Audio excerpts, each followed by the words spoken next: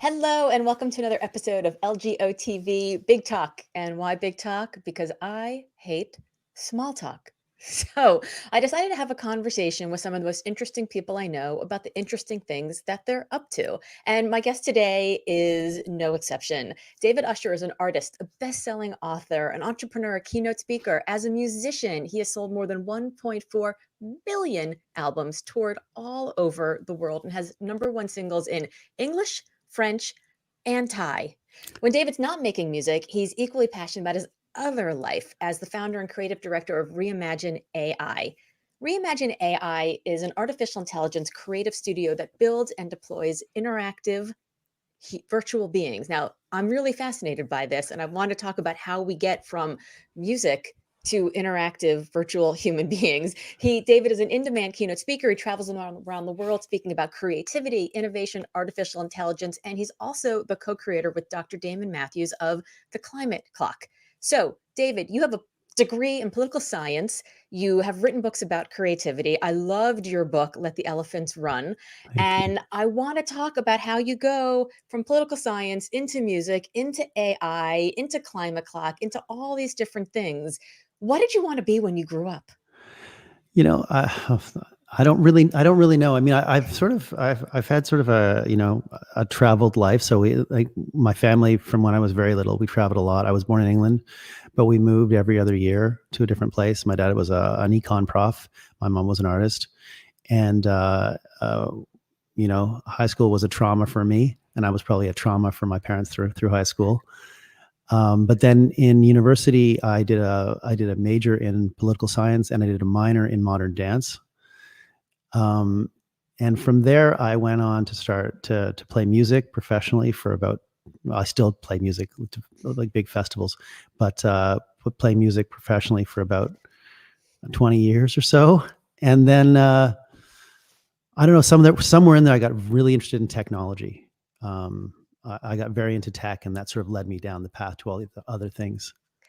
Okay, so I have to go back to your statement that high school was a trauma for you. I think high school Yeah. is a trauma for most successful people. I have recently a couple years ago went to my 30th high school reunion, and I started to notice at the 10th high school reunion that like the super cool high school kids were also still kind of cool, maybe a little like the shine was coming off the rose a little bit. And by the 20th, they were not so doing so well. Like the meeks and the geeks, we sort of eclipsed them a little bit. And then by the 30th, it was like the cool kids in high school were washed up. It was terrible. It was awful. And all of us, like the island of misfit toys, we did really well. So I'm sort of interested in when you talk about high school being a trauma, what made it so tough?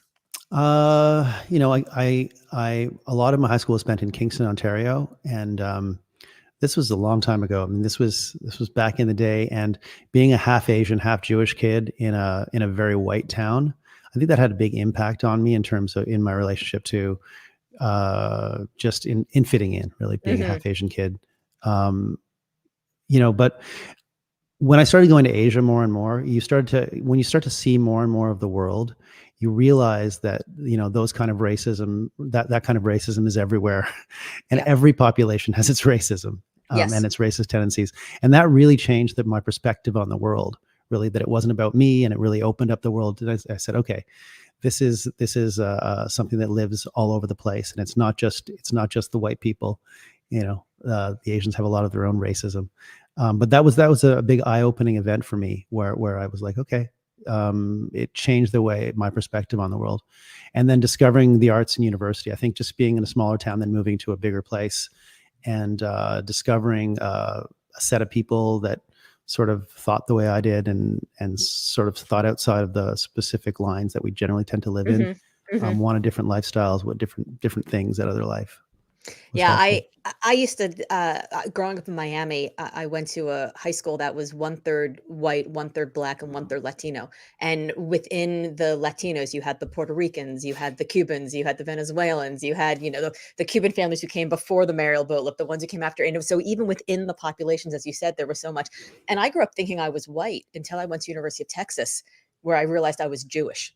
Oh, I right. was like, Yeah. Yeah. oh, Yeah, okay. exactly. Hmm. Exactly.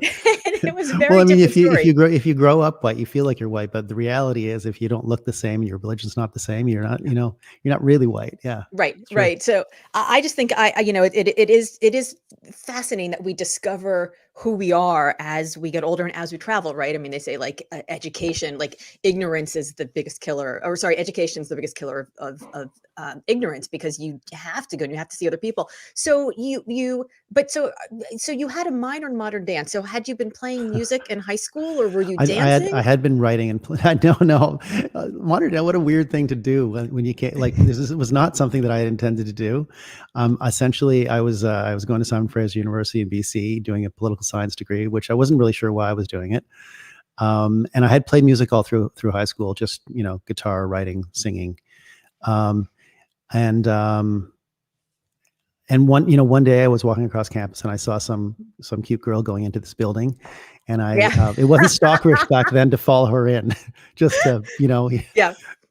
and there was this modern dance school, and I just decided to sign up, and that was a bit I mean, that group of people is still my best friends now, but that really changed the way I thought about the world and the way so much about the arts is learning to be comfortable in chaos, and that is very much translatable to the entrepreneurial world and every other thing in your life. Once you can really find comfort in those places that are really uncomfortable, you have this big advantage in how you see the world and can operate within that space. Yeah, because that's where all the magic happens, right? The magic happens when you're in that place of like, I wonder what happens now. Like, I I don't mean, know what happens now. absolutely. I mean, when you in the intro you said, I've sung in English, I've had hits in English, in Thai, and in French. um, Part of the reason is you're in a discipline for a long time. You're constantly looking for new territory, and Yes. singing in a language you don't really understand and can speak very badly is one of the best ways to put yourself on the edge. Because in English, when I'm singing in English, I can if I forget the words, I'll just improvise. It's very easy to Yes. improvise Right. in front of an audience. But when you're singing in another language, there's no escape. There's no improvisation. There's no nothing. If you forget a line, if you forget a word, the whole song disappears for you. So for me, in the arts or in whatever I'm working on, I'm always looking for those edges where you're looking for this uncomfortable space. Do you think that the trauma of high school, I promise I won't harp on this forever, but I'm Sure, so yeah. fascinated about this. Do you think the trauma of high school made you more comfortable in that I wonder what happens now improvisation? Or was there like mental work, emotional work you had to do to get to a place where you were comfortable?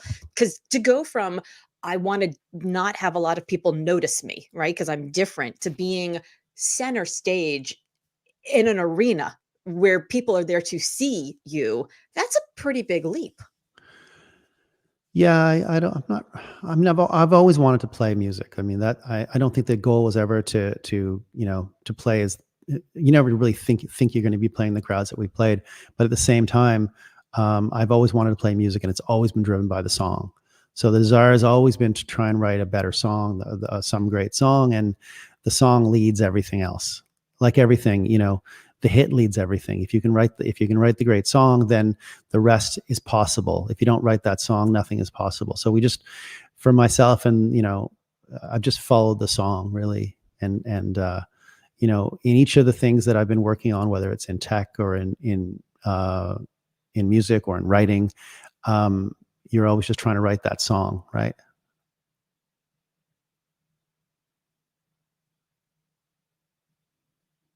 Oh, I've lost sound. Can you hear me? I'm I sorry, can. no, that's There me. you are. Um, so for me, I was so caught up in what you were saying, I forgot to press the mute button to bring my sound back. For me, I don't write music because I don't have any control over my body and time and space. So, rhythm, not my thing. Although I did get a drum set for my 47th birthday, which I play like Animal from the Muppets in my basement. I'm just like, it's terrible. I look like I should be put in an asylum, but it is so much fun. But I would never do it in front of other human beings if I wasn't, full of Jack Daniels, probably. So when you are writing, when you are following the song, when the creativity is coming to you, does it feel different in music than it does in tech, or does creativity feel like creativity wherever it finds you? For me, it doesn't. I mean, You know, that's where my book is. My book, the book is about, it's a comparative between the creative process that artists use and the creative process that startup entrepreneurs use. And it's very, very similar. Like if Mm, you do analysis on both processes, they're very much the same. You know, what they're looking for in terms of return is different often. And what the, you know, and the way they measure, and the metrics that they measure are different, but the process itself is the same. For me, it's very much the same process. I mean, I really look at myself in both things as a conductor. You know, mm. I don't play the cello, but I can bring a cellist into the room with the rest of my musicians, and I can lead the cellist down the path I want them to lead, to take from them what I need in order to make the whole thing work. I understand the mechanics of the group and how to generate what I need out of the people to make the piece work. And it's the same in tech. You know, you're balancing a different cast of characters, with a different skill set. But if you understand the language of the skill set, you know, I often talk about creativity being transferable, where your creative methodology, if you can divorce it from the genre that you're working in, then you can take that creative process and you can transfer it to almost any different genre. But in order to do that, you have to understand the language of the genre, so you can speak to the co-conspirators within that skill set, within that genre. And do you have to speak to them in their language, or can it be your language? It's a mix, because you have to understand their language, or because if you can't speak to them in the language that they need to be, that they understand, they're not going to give you what you need. Mm. You don't have to be able to code to talk to coders, but you have to be able to tell them, you have to understand how generally they think about things, and how you can translate what you need to appear within the application, in a language that they're going to understand. The same with musician. You have to understand how to describe the parts that you need them to play, and then also to be a bigger part even is to recognize when the parts have been developed and what those are. A lot of this is about recognition of what is good and what is bad. So how do you figure out what is good and what is bad? I think the creative, you know, your job as a creator or a conductor is to do analysis on your process and understand those things. You have to believe, as if you're an entrepreneur or you're a solo artist or whatever you are, you're in a band, you have to believe that you have some sort of angle on this. You're trying to get some sort of point of view across. You have some sort of specific thing that you want to deliver or express, and that you know that specific voice better than anybody else, and you can guide your people through to that place where you can pull the best out of them and hold on to the good pieces and discard the bad, right? Do you, you know, when I ran my last company, I used to try to talk to my team about something I want them to develop, and I used to do this thing where I'm like, I just want to like, I wish I could just take my, and for people who are listening to this later, I'm like doing like con hands around my head, and I'm like, I wish I could just take this and just like put it into your brain, right? Were you always good at communicating that, or is that a skill? Because there is creativity in that, in sort of painting a picture in somebody else's brain, but you have to. Was that natural, or is it a I skill? Is think that a it's learnable thing? I think it's a developed skill set. Mm. You know, I think most creativity is a developed skill set. You know, Okay. you know, you and I both speak at a lot of conferences. After conferences, they're always coming up to me and saying, you know, I wish I was creative. I wish I was creative. Well, and I always say, well, how much time are you spending every day, firstly working on your creativity, but also doing analysis on your creative process? If you want to get better at something, you know, creativity is a language. So if you want to get better at the language, learn the language, practice the language. Okay, but working, analyzing are not words we normally hear when we think about creativity, right? That's not Sure, of normally we think course. it's like a muse and somebody just No, visits us and I it's so know. so how do you work on it? What do you are there like exercises? Are there things to do? Are Well, there I ways to mean, look at but it? every creative process, in a way, creativity is really a repetitive process, right? The same things happen in almost every process, and artists tend to do this. They tend to. I'm generalizing, but we tend to go through a process, through the muse or through just almost blindly. Mm. We roll through the process thinking every process is brand new, and every time you're trying to bring new elements, so your process is different. I think of it as a structured improv, where you set out the boundaries of the places you're working, of the space you're working within, and the elements that you bring into it, and then within those boundaries, there is space. Now, the process itself will change over time. You'll often exit those boundaries to other places you never expected, but the process itself in that space, and as you exit that space, is generally the same thing we do over and over again. Artists tend to do less analysis on the process, not always, but generally speaking, we sort of roll into one process and we roll into the next, and we haven't really thought about what we did before. With startup entrepreneurs, there's a lot more metrics, there's a lot more measuring, and it's a lot easier to measure things. So in some ways, there's a lot more metrics you can actually measure in entrepreneurship, especially with tech. But the processes are very similar. And so I think that there's a lot you can learn about your process by doing analysis on it. Well, I mean, in the arts, it's called postmortem, right? You do a postmortem on your play or your show or whatever you did, to talk about what worked or what didn't work and how it can be improved on next time. A lot of people don't do that, but I think it's really crucial that you're thinking of it as, it depends how your creativity is. Are you a one-time creative or are you a lifetime creative, right? If you're going to do Talk this about the difference forever, between those. well, if you're going to be creating over and over and over again, you want to get better and better at it. And there are things that you can improve on if you do analysis on what you did before. A great example of that is the emotional arc, right? Along with the build arc, there's an emotional arc of creativity, right? And the emotional arc is almost always the same, right? Right before you release something into the world, at least in my emotional arc, I get super bitchy because I get nervous. So I get really anxious. But once you start to do analysis in your process, the more you do it, the more you realize that, oh, I know what I'm experiencing. I'm not going to let that affect what's going on here. I can look at other things rather than just live in that weird moment, because I have a lot of experience with this moment now. Yeah, and the people around you have experience with it, right? So they can give you a little space. I've done 3 things in the last 5 years that I consider to be very hard. One of them is write a book, one of them is run a marathon, and one of them is drop weight to row as a lightweight in a competitive race.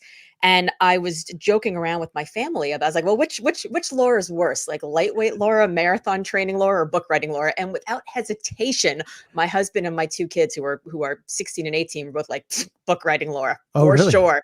Yes, because the dropping weight, those are metrics, those are numbers. I count the calories, I count the protein, I count the fat. Easy, done, right? It's just a math problem. The marathon running, same thing, just a math problem. You have to run a certain amount of distance. You have to have a certain amount of fuel. You have to put in certain, hydration into your body. It's a math problem.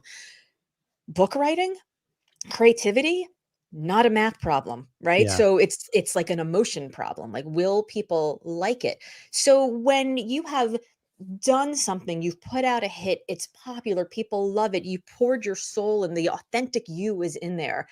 And then all the business people are like, so what's next? What you got for me? Yeah, I mean, there's always got to be something. I mean, what I try and do in the creative process is I'm always starting my next cycle before my last one is finished. Yes, I read about that and I want to talk about that. Leave It's no sort of like, blank space for doubt. exactly. You're already into the other thing. So it's like it's almost like there was a great Andy Warhol quote that said something like make your own art, and while everyone else is deciding whether it's good or not, just keep making art. Totally, Yeah. totally. So And people, that protects you. learning to live with people just hating what you do too. Sometimes people don't like it. Sometimes it doesn't do well. That's part of the process. Sometimes it's better than other times. It's just the way, a creative life means that you have hits and you have losses. So do you believe the hits is and are you one of those people who's like, I don't believe the hits just as much as I don't believe the losses because it's the same, or It do you depends. have to believe one? It depends. It really depends. Some things that you do that did really well, you don't like anymore. Some things that didn't do well, you think should have done better. It's you know it's yeah. It's for me it's almost irrelevant, because the idea is just to keep making different things that you like or like to make. It's the process, right? I mean, you Yes. want the result to have weight as well, and have breadth and have reach. But at the same time, who knows? I don't know, especially these days. Yeah, I just finished reading Big Magic, which I mean I love books about creativity. I love books about the process. Your book Let the Elephants Run was so great. I love the expression "Let the elephants run" because it's almost like that. Like when they want to come out. Like I wake up at 3 in the morning sometimes and thumb type paragraphs into my phone because that's when the elephants are running. I just there's not much I can do. But she tells a story about how she got her first short story published, and it was published by the same editor who a couple years earlier had rejected her and said, "I don't like it. It's not great. The ending's terrible." And a couple years later, she reads it and she's like, "I love this. The ending is it's my favorite part. It reminds me of something, but I can't think of what." And I was like, "It reminds you of me." The same thing you read 2 years ago. So sometimes it's just like where it meets the people who are listening to it and has nothing to do with you. For sure. I mean, all this, I try not to look back at work very much. Hopefully you're focused, as a creative person, you're focused on what you're making and you're not spending all your time sort of rereading or re-listening to anything. Um, that's not really that's not where I spend my time. There's no time for that anyway. Yeah. Who's got the time? Is it hard though? Because, when people see you, they want to hear the hits, right? I mean, nobody wants to hear Elton Playing John's them is new not book. hard though. Playing them is Okay. easy. Playing them's fun. I like playing music. That's what I've missed most about this year, honestly, is playing music. That's what I found to be the most difficult thing besides all the other things, kids not in school and stuff like that. But Right. but I didn't really realize what a big chunk of that that takes in my life is the going out on the road and playing music.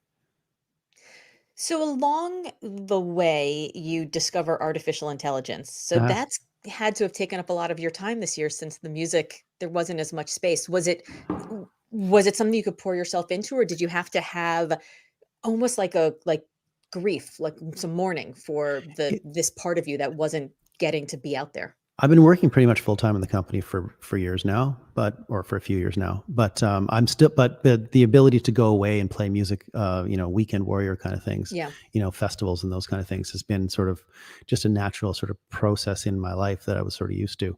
Well, then So one probably feeds the other, I would think. yeah, it's fun. It's a fun part of life. Um, so it's been a big adaptation that way, but working just on AI has also been, it's such an interesting, there's so much interesting stuff going on right now, um, that it makes, that it balances out quite well. So my experience with virtual beings who interact with me is limited to, and this is now pre-COVID. We're talking to the person at TSA who's like, "And put your things in the bag, right, and go over there." And so, what are we going to be doing with virtual interactive beings? I know that this is the future. I know that this is how we're going to get a lot of our information. I know it's how we're going to communicate. But what fascinates you about it?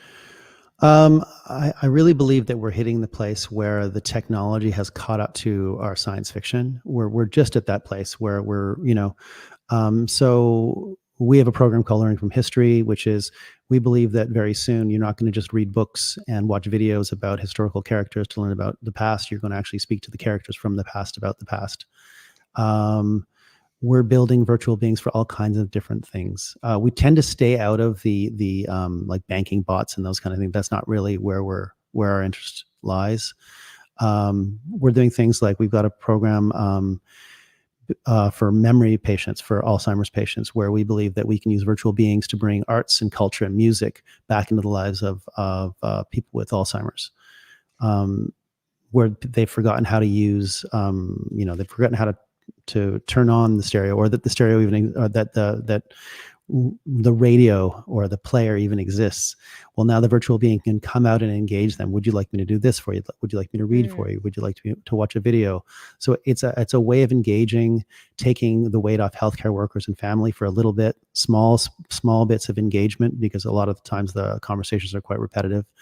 So those are the kinds of things we're experimenting with.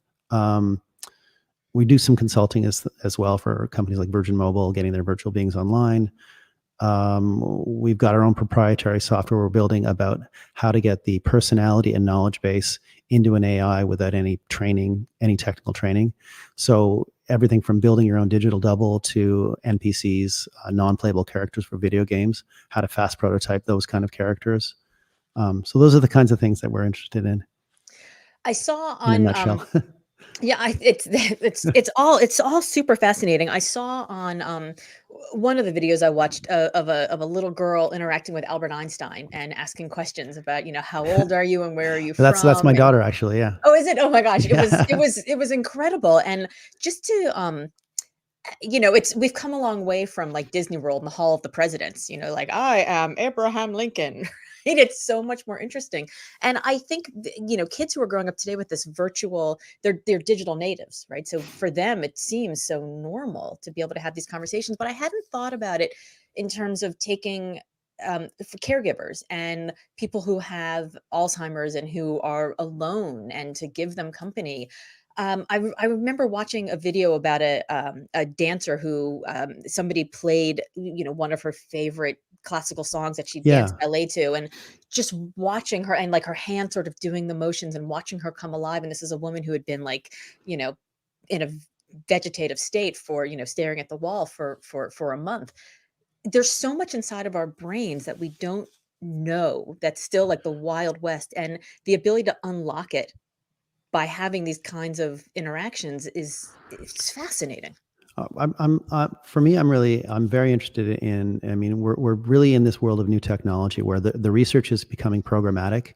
And as an AI creative studio, our job is to look at the programmatic tech that comes down and then figure out what the possibilities are, but also the limitations and how we can actually use that in real work in the real world. And so that's a lot of what we spend our time doing, is trying to figure out how we can use these technologies. I think it's really important that as we're building these new techs and these, I think about a lot of this with NFTs, right? We need to think about the ecosystems we're building. Yes. I have quite a big problem with NFTs in their present state, and just that they're so terrible for the environment. Like, it'll be a tragedy if it's artists and art that lead the world to this new unsustainable economic system, like the gateway drug to Mm. everyone jumping on the NFT bandwagon and thinking they're amazing, until we can um, sort out the energy costs. Yeah, I mean, I think that's a huge problem. I also I have a real issue with I think that there will be some people like the Beeples of the world and Grimes and others who I'm not so sure if it's, like, legit or any of that. Like, I mean, there's certainly, like, people creating markets that then inflate the value of markets, and then there's a lot of insider stuff that we don't quite know exactly what's going on. But I worry that it's another way also for artists to not get fully paid for work Yeah. that they're doing, because 'cause they're getting paid in, like, monopoly money, and who says that monopoly money actually has a value until it does? Although, I mean, things have the value that we put on them, including money, including Yes. paper money, right? Or digital money. And I don't think of it in terms of NFTs being particularly related to art as being the thing, but it's the ledger of the blockchain related to Ethereum that Mhm. becomes the weird connection. And I mean, we're already seeing, because I live in the virtual being world. There's a very close relationship to virtual beings and the metaverse, and the metaverse is just this huge exploding place right now, where we're now starting to see a congruence of real world items and items in the metaverse. So if you buy your Gucci shoes, maybe you'll get a Gucci NFT of those shoes in your virtual space. There's this, you know, if there is a new economy developing very quickly, and I think it's important for everyone that discusses the new economy or partakes in the new economy to be also discussing if there are negative externalities to the new economy. I mean, if we look at what happened to social media, we've let these social media giants run over the world Mhm. without thinking of the negative consequences. Artificial intelligence is another place where it's everywhere, and without much or any regulation, without anyone really studying what the negative externalities are of that. And then with blockchain as well and crypto, I think these worlds are inevitable. I think it's an inevitable shift, but we really have to think about how we're going into this world, and that we build a sustainable system to move us forward, not some unsustainable system. So it's difficult because, um, you've got two problems here. You've got the people who have power and have access are able to live in a world where they can not worry about these things, right? They don't have to worry about some of the effects of what's going on because they can pay for the conveniences to not have to think about them, right? So you have that, and then you have the fact that things like climate change or the ramifications of Ethereum, mining Ethereum, and all of that they're not a today problem; they're a tomorrow problem, and people want to worry about tomorrow problem because they're Of just course. either they're lazy or they're selfish or it's too hard to understand or they're just we're failing the marshmallow test left and right. So how do you get people to think about this when you have then even the bigger problem, which are people like NFT, what at WTF, I don't understand, like it's so could like blockchain ethereum, like I don't even get it. So now you're trying to help me, now you're trying to get me to solve a problem which is not urgent from what I see in front of me today, even though obviously I know, Yeah. it's clearly urgent, right? But there's not literally not a fire in my living room and I don't even understand it. And it makes me feel dumb to think about it. And I can pay for a convenience to not worry about it. So how do you get people to Yeah, no, focus on that? it's really difficult. I just think it's the responsibility of the people that are so hyped about this and that are building these networks to think about the networks they're building. We're Mm, building these new ecosystems that are going to live with us for, I mean, there's been talk for a long time about moving Ethereum to something that is more climate neutral, but it hasn't happened yet. And so right now, NFTs live on. I mean, I'm not no expert on this, but they live on a network that is it's really bad for the environment. And as the popularity grows and the use cases grow and the number of things um, start to be put on, start to be added on, the problem just gets worse. I mean, I built the climate clock with Dr. David Matthews, and that really is doing an analysis on the metrics of climate change and changing those metrics into time, right? So we can see how the years are shrinking away from us very quickly before we reach 1.5 or 2 degrees. We don't have very much time left to sort these problems. We really yeah. don't. So what we really need to do with the acceleration of technology, because the acceleration is incredible. If you look at how fast things are moving, with the acceleration of technology, we have to be really cognizant that we think about the networks or the ecosystems that we're building, and that we build sustainable ecosystems. I Who do you think's going to do it? Because I think it's the next generation. I had a conversation with my eldest too, as I mentioned, is 18. He's a high school senior, and I was talking about something, and I don't know. I had one of those mom moments where I was sort of, I don't know, a little condescending. I was like, "Well, you don't have to worry about this. You're still a kid." And he looked at me and he's like, "Mom," he's like, "My high school experience ended on a random Thursday in March." And Right. and he also wants to join the military. He's like, and I'm interested in joining the military in a place where we are still in a war that was happening when I was born. And we have an existential crisis facing the universe that I'm going to have to sort out in my lifetime. I think I can handle what you're talking about. And I was like, oh shit. Yeah. Okay. I don't remember at 18 years old, as traumatic as high school was, feeling that serious about the world. I think kids are growing differently these days. I think so, but I mean, I remember being a Marxist in university. That's kind of what we did back then. Um, I'm just kidding, but I I know like the what you mean, picture you're though. painting But of we had like we following had the different girl. we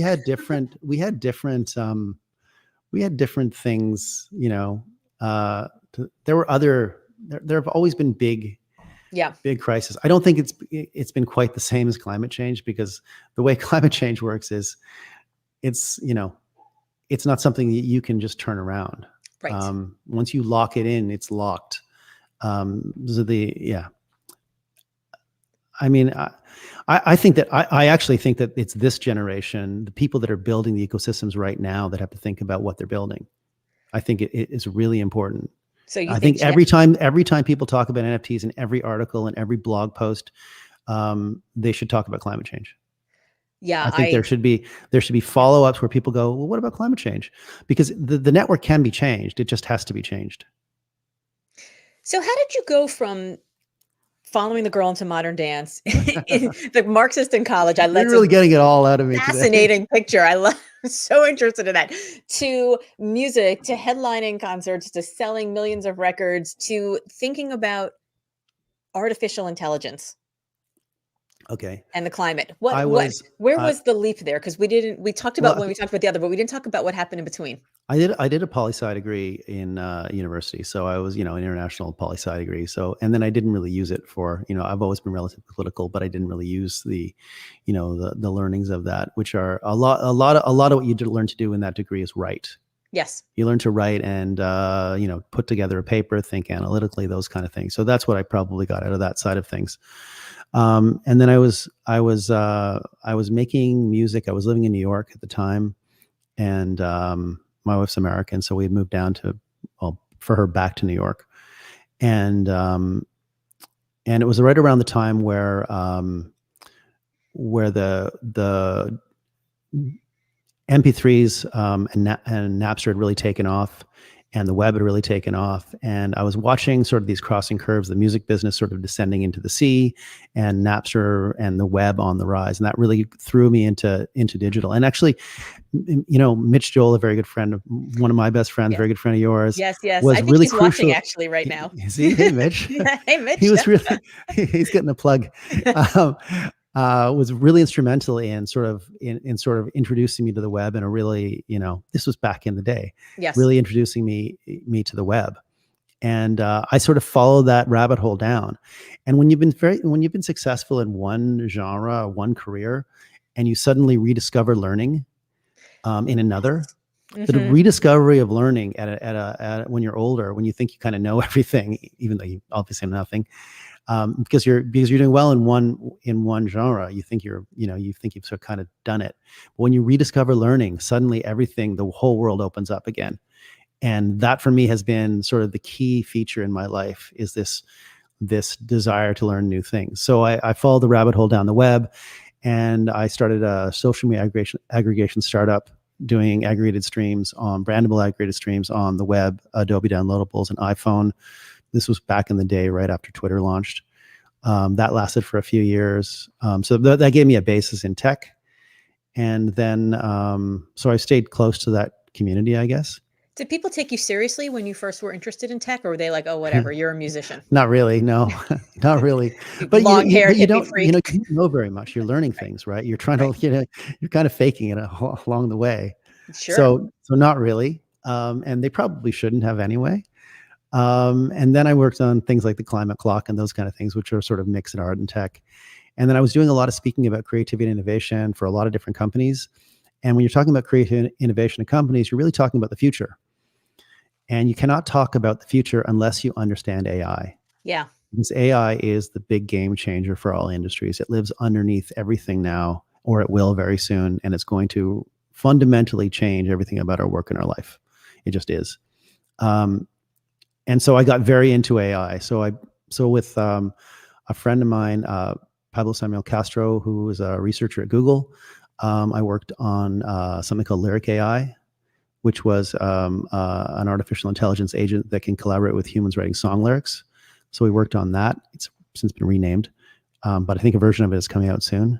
And that was a real education for me in the real research side of AI. And then I was looking for my home within artificial intelligence, because I wanted to, as if you're talking about something to an audience, you don't want to talk about it like you've read some books. Yeah. You, you want to actually have a foundation in what you're talking about. And in order Yes. to do that, I really felt I needed to work in it, to actually have hands-on experience building and working in the technology. So I Yes. immersed myself. And for me, that's the engagement piece. So what Reimagine AI is, it's really the interface between artificial intelligence and the human experience, and how those things connect. And yeah. Yeah, I love that. You may also through Mitch know a speaker by the name of Scott McCain, who wrote the book Iconic, and he likes to call those speakers he likes to say that they give book reports. That you get these speakers that are up there who just are giving book reports, and they talk about it as if they know everything. And I think it's the greatest insult of all time. Right?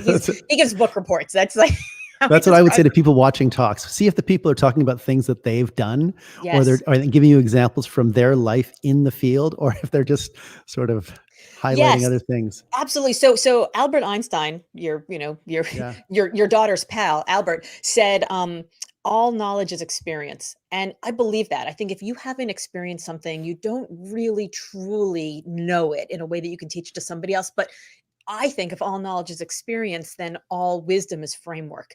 And framework is the difference between coming at somebody at the wall of smarts and then being like, oh, yeah, okay, that makes sense, and coming with at them with a framework where they can actually see themselves in the story and they can say, "Oh, I understand how I fit into this, and now I know what to do next." And I think that's where creativity really comes into play is how do you take all these things that you've learned and do the like, I'm going to now paint this picture for you in a way that you can move forward with it, that we can co-create. And it's not just me giving you a to-do list or me telling you one thing and you just kind of nodding your head and smiling and then like running away the other direction. So is there creative muscle that you're using in that translation piece as well?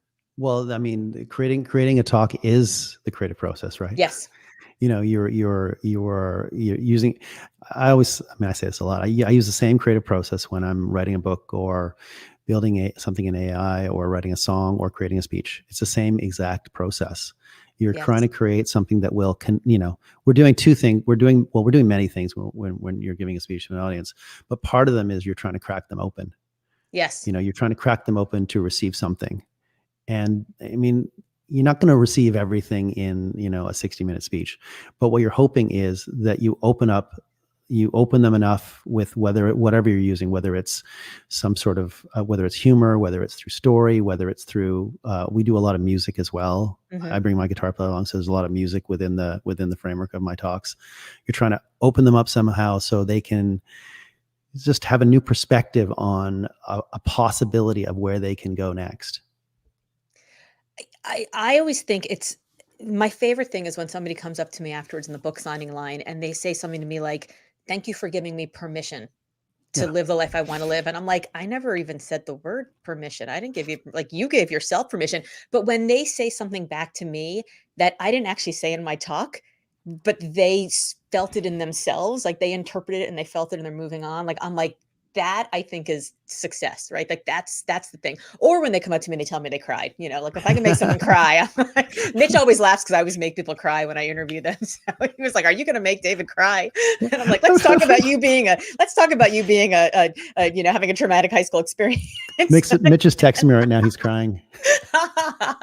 so as I mentioned to you in our email exchange, my next book is going to be on this topic of wonder hell, this moment of something that you're doing works. It's cool. It's new. You've learned something new you didn't expect to be here. And it's amazing. It's humbling. It's wonderful.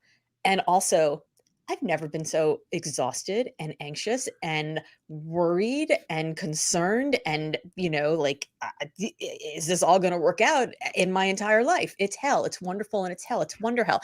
And I think wonder hell is the space in your psyche where your burden of potential, your potential comes in, walks itself in, and it's like, "Hey, David, what you got for me? Are That that you gonna live into this newfound you, this you that you didn't even realize that you had, or are you gonna let it pass you by?" And I'm that's just wondering being an artist. well, and what I Like know that you've the probably felt this a endless. million it's an endless, right? So, do you feel it more intimately with the music? Do you feel more intimately with the AI, with the tech work, with the climate, or is it exactly the same every time you experience it? It's hard to know. I mean, Because all you're pain is we're you know local and we're all exquisite. we're always looking for that rush of we made something that we like, Yeah. or we find, in our own brains is kind of amazing. Like you're always looking for that song that you think is that turn of phrase that you really think you've found Yes. something, or you've got your application is working as it's supposed to and it's giving you something that you were hoping it would give you. Yes. um I don't know if it's different, or I mean, being on stage is a different thing, right? It's like being on stage. Music is a whole thing in itself. We can't pretend every piece of creativity, and every piece of expression has the same feeling to it. I don't think that they do. When you've got 5,000 people screaming your lyrics back at you, that's a different experience. That's very specific. Yes. But there is something in all of these things, right? There's some little rush that we look for, some little jolt of dopamine that we're all looking for in all of these things. And that is the same. And the idea that it is also because, there is a hell to it where there is a there's a price to be paid. There are sleepless nights where you wake up and you just think, you know you're always on the verge, if you're doing it well, of everything crashing down around you and really being devastating as well. So But I think also in that, I think some of the hell is if you were successful at a certain level, then there's part of you who is like, we sold out that club. I want to sell out a stadium. We sold out the stadium. Now it's time for the whole festival. I mean, I think that when we get to these moments, this precipice of everything could crash down around me, I think those are also the moments where we realize that we might be made of more than we thought, or maybe that we sure, of want course. more than we thought we wanted, right? Like you realize your ego is bigger than you thought, or maybe you realize, actually, I'm good right here, like co-creating with 5,000 people in this moment of magic. Maybe that's it. I think it depends on so many different things. It depends on who you are, and it also depends what you want and how old you are. What you want at different ages changes. What you think is important when you're 20 is much different than what you think now. It's just different. I think age has a lot to do with it too. What you think is important and what you put value into definitely changes. Kids change things. Yeah, yeah. I mean, that's what I wrote about in my first book, that I think our definition of success changes, and I think it probably changes every 7 to 10 years, and probably that's because that's when you have kids and you get older and all the rest. Um, was there was there pressure to quote unquote succeed in the tech and the AI world, or did you feel like you had success? This is just sort of so totally different that it was like apples to oranges, like it didn't even matter, you were just on a whole new, brand new, like, tabula rasa of just creativity and learning? I think there's always pressure to succeed. You want things to do well. It's but to be totally honest, in AI, there are so many to make these things run. I mean, you can't see Einstein's right here.